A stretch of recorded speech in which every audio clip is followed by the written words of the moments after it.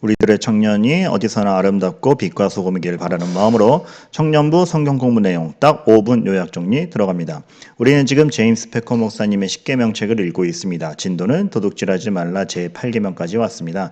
지난 시간에 우리는 출애굽기 22장을 통해서 8계명이 이스라엘에서 어떻게 확장 적용되었는지 그 실제적인 예를 살펴보았습니다. 내용이 궁금하신 분은 지난 영상을 꼭 확인해 주시기를 바랍니다. 구독과 좋아요까지는 강요하지 않을 테니까 제발 복습 좀. 잠시 흥분했습니다. 꼭 봐주시기 바랍니다.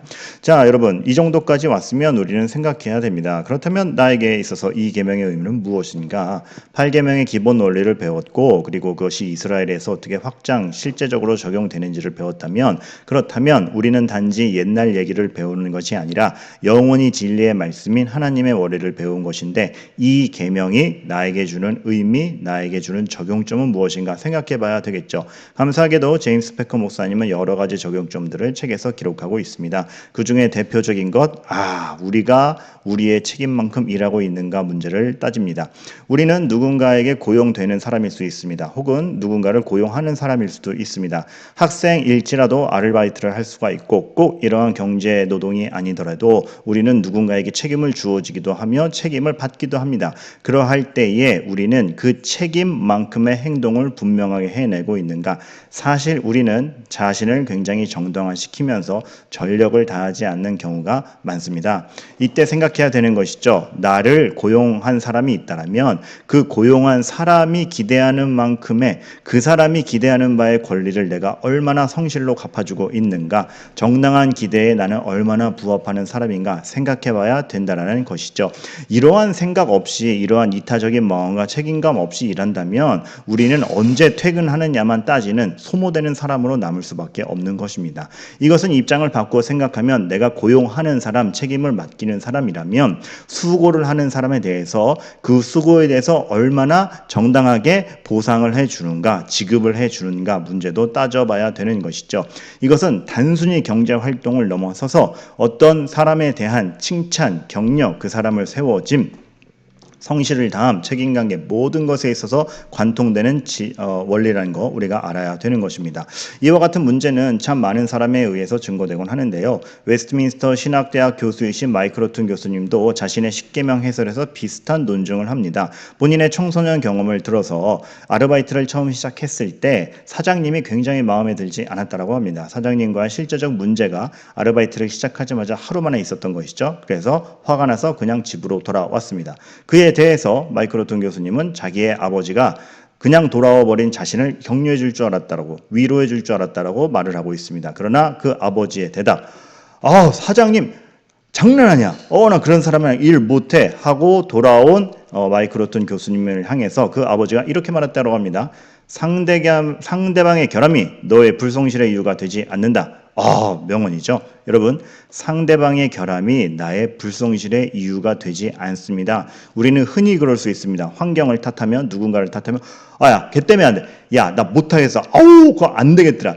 사장 장난 아니야. 우리는 상대방에게 책임을 떠넘기면서 상대방을 이유로 하여서 나의 불성실을 정당화시킵니다. 그런데 도둑질하지 말라라는 이 계명이 주장하는 바 그러지 말라는 것입니다. 나는 나의 성실을 하나님 앞에서 다 하는 존재여야 되는 것입니다. 그만큼 고급한 사람으로서 행동을 해야지 나의 불성실의 정당함을 남 탓을 하면서 내세우는 사람이 되지 않는 것입니다. 물론 상대방의 결함에 대해서는 공정하게 따져봐야죠. 그것이 도덕적 잘못이면 그 잘못에서 헤어나오도록 시시비비를 따질 수 있어야 되고 상대방의 결함에 대해서 품어줄 건지 아니면 수정할 건지 그거에 대해서 공식적으로 논할 건지 그 문제는 남아 있습니다. 물론 그렇습니다. 그런데 중요한 것 그것이 나의 불성실의 이유가 되지 않는다는 것. 나는 내가 책임을 받은 공간과 조직 안에서 나의 성실을 다해야 되는 그러한 태도가 계속 있어야 하는 우리는 그런 신뢰 있는 존재라는 것을 밝히고 있는 것입니다. 이러한 생각, 이러한 사고의 폭을 가질 때 정말 하나님을 의식하는 사람이요. 우리는 다른 존재들과 다른 사람들과 좀 구별점을 갖는 말하자면 멋진 사람이 되는 것이죠. 마이클 호튼 교수님의 얘기가 나온 김에 이분이 적용점으로 준 여러 가지 사실을 하나 더 소개를 해봅니다. 이 책 삶의 목적과 의미라는 십계명 강의 집에서 아주 독특한 도둑질하지 말라라는 계명과 관련하여 독특한 적용점을 내어놓는데 바로 이것입니다. 무엇입니까? 분리수거죠. 분리수거 잘해라. 이것이 도둑질하지 말라와 무슨 상관인데? 자, 이러한 논증입니다. 우리가 분리수거를 잘 하지 못하여서 자연환경 생태계가 더 안 좋아졌다고 치자. 그리하여 우리의 후대가 마땅히 누릴 쾌적한 환경을 누리지 못하고 오염된 환경을 누리게 되었을 때에 그것은 무엇이다? 나로 인해서 나는 후대의 쾌적함을 도둑질하는 것이다. 이렇게 얘기하는 것입니다. 더 나아가서 이것은 하나님의 역사를 경홀히 여기는 것까지 되는 것이죠. 왜? 하나님은 이 자연 환경과 모든 일반적 섭리를 통하여서 역사를 진행해 가시고 그 역사 안에서 구원의 사역을 성취해 가고 계시는데 그 역사가 진행되는 것을 내가 방해하는 꼴이기 때문에 그렇습니다. 나의 후대도 마땅히 누려야 될 쾌적한 환경과 정상적인 환경을 나의 소비로 말미암아서 오염을 시킨다? 그것은 후대가 누려야 되는 것을 도둑질하는 것뿐만 아니라 역사를 후대까지 이어가시는 하나님에 대해서도 만홀히 여기는 것이 된다는 것. 우리는 이 정도까지 생각하고 사고의 폭을 넓힐 수 있는 사람이 되어야 된다는 것. 바로 십계명에 묻어있는 가치들이요 우리의 믿음이 있다라는 구별점인 것이죠.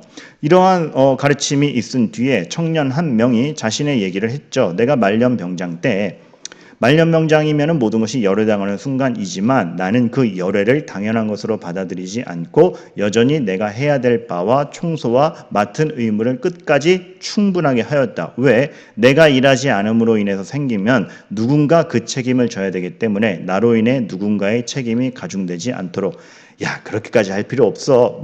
물론 그렇게까지 할 필요 없습니다. 말년병장이라는 것, 사회에 나아갈 준비를 하고 그동안의 수고를 참작해서 쉴 수 있는 직분이죠. 그거에 대해서 뭐라 그러는 게 아니라 그러나 우리는 또한 이렇게도 생각할 수 있는 것이죠. 끝까지 나로 인해 누군가의 책임이 가중되기는커녕 내가 있음으로 말미암아 여전히 누군가 혜택을 입을 수 있도록 행동할 줄 아는 그러한 멋진 사람으로서 할 수 있는 것이 바로 우리인 것입니다. 이렇게 볼 때 도둑질하지 말라라는 계명은 단지 남의 것을 안 뺏는다 차원이 아니라 나로 인해서 상대방이 채워지고 세워지고 또한 지금 내 눈에 보이는 것뿐만 아니라 지금 나와 아무 상관이 없는 후대까지도 생각하여서 나의 지금의 성실함이 더 쾌적함과 발전된 것을 만들어내는 것을 기대할 줄 아는 그러한 사람으로서 살아가는 것이죠.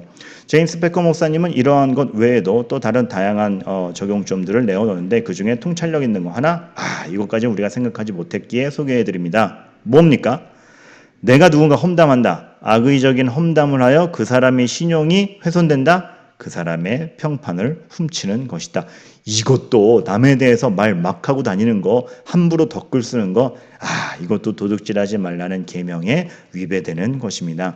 우리는 우리의 말, 행동, 모든 것으로 인해서 나 자신이 신뢰 있는 사람일 뿐만 아니라 내 주변에 있는 사람도 신뢰 있고 회복되고 무언가를 더 존귀히 여김받을 수 있는 존재로 만들도록 행동해야지 누군가를 격화시키고 파괴하고 하는 것 하면은 안 되는 것입니다. 그런데 이 사회는 이미 너무 상대방의 결점을 노출시키고 상대방의 문제점을 고발하는 것에 익숙해져 있는 사회죠. 물론 그러한 행동들이 필요하겠지만 그것 자체가 목적이 되거나 상대방의 회복을 바랄 줄 모르는 사람, 더 가치 있는 것을 창출해낼 줄 모르는 사람으로서 적나라하게 지적만 하고 다닌다. 누군가의 것을 빼앗는 사람일 수밖에 없는 것입니다. 우리는 그렇게 살지 않습니다. 제8계명의 교훈인 것이죠.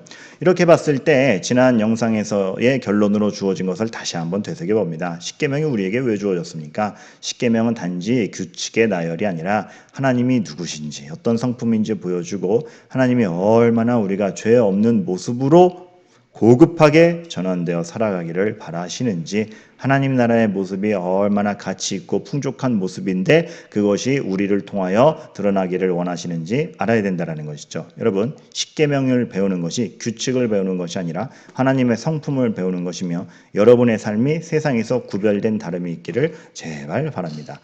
오늘의 5분 요약 이것으로 마치도록 하겠습니다. 5분이라고 해놓고선 또 10분 됐습니다. 죄송합니다.